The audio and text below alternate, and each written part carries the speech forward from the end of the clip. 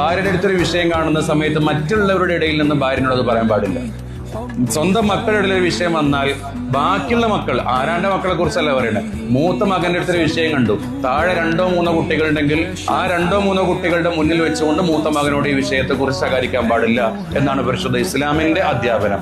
ഏതൊരാളുടെ അഭിമാനവും വളരെ പ്രധാനപ്പെട്ടതാണ്. ആ അഭിമാനത്തെ നമ്മൾ ഒരിക്കലും തന്നെ നിസ്സാരാക്കാൻ പാടില്ല.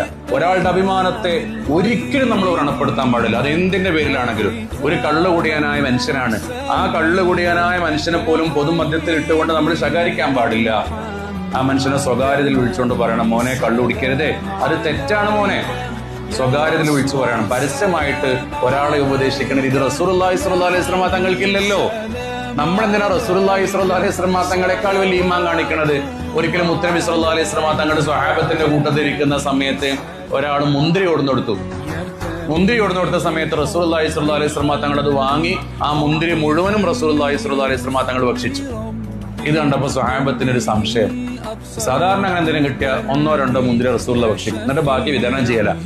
ഇതെന്താ ഇന്ന് റസൂലുള്ളാഹി സ്വല്ലല്ലാഹു അലൈഹി വസല്ലം തങ്ങള് നമുക്ക് തരാതെ മുഴുവനും കഴിച്ചത് എന്ന് സ്വഹാബത്തിനൊരു സങ്കടവും ഒരു വിഷമവും ഒക്കെ. ഈ മനുഷ്യൻ പോയ ശേഷം റസൂലുള്ളാഹി സ്വല്ലല്ലാഹു അലൈഹി വസല്ലം തങ്ങളോട് ചോദിച്ചു, അല്ല എന്താ നബി അങ്ങനെ ഇതേ? സാധാരണ ഞങ്ങൾക്കൊക്കെ തരലുണ്ടല്ലോ, അതിന് ബർക്കത്ത് ഞങ്ങൾക്ക് കിട്ടലുണ്ടല്ലോ. മുന്തിരി ഇട്ടാത്ത വിഷമല്ല, ബർക്കത്ത് ഇട്ടാത്ത വിഷമ, എന്താ തരാത്ത ചോദിച്ചു. അപ്പൊ റസൂലുള്ളാഹി സ്വല്ലല്ലാഹു അലൈഹി വസല്ലം തങ്ങളുടെ മറുപടി, ഇന്നത്തെ ആ മുന്തിരി കുറച്ച് പുളി അധികമായിരുന്നു. അപ്പൊ ഞാനത് നിങ്ങൾക്ക് തന്നാൽ നിങ്ങളത് കഴിക്കുമ്പോൾ നിങ്ങളുടെ മുഖത്ത് ആ പുളിയുടെ ഒരു ഭാവം വന്നാൽ അത് ഈ മനുഷ്യന് വിഷമാവും. അല്ല നിങ്ങളെങ്ങാനും അത് കഴിച്ചതിന് ശേഷം ഇന്നത്തെ കുറച്ച് പുളി അധികമാണല്ലോ എന്ന് പറഞ്ഞാൽ ഈ മനുഷ്യന് വിഷമാവൂലേ? അപ്പൊ അത് മനുഷ്യന് സങ്കടാവൂലേ? അതുകൊണ്ടാണ് ഞാൻ തരാനത് എന്ന് പരിശുദ്ധ റസൂൽ സ്വല്ലല്ലാഹു അലൈഹി വസല്ലം. ഈ റസൂലുള്ളാഹി സ്വല്ലല്ലാഹു അലൈഹി വസല്ലം തങ്ങളുടെ ശീലത്തിലെ നമ്മൾ എടുക്കേണ്ടത്.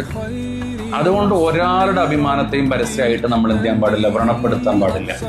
അങ്ങനെ ഒരാളുടെ അഭിമാനത്തെ നമ്മൾ പരസ്യമായിട്ട് വ്രണപ്പെടുത്തിയാൽ അയാളുടെ മനസ്സിൽ അതൊരു കറയായിട്ട് അവശേഷിക്കുന്നുണ്ടെങ്കിൽ വല്ലാഹി അതൊരിക്കലും തന്നെ കഴിച്ചില്ലാവില്ല.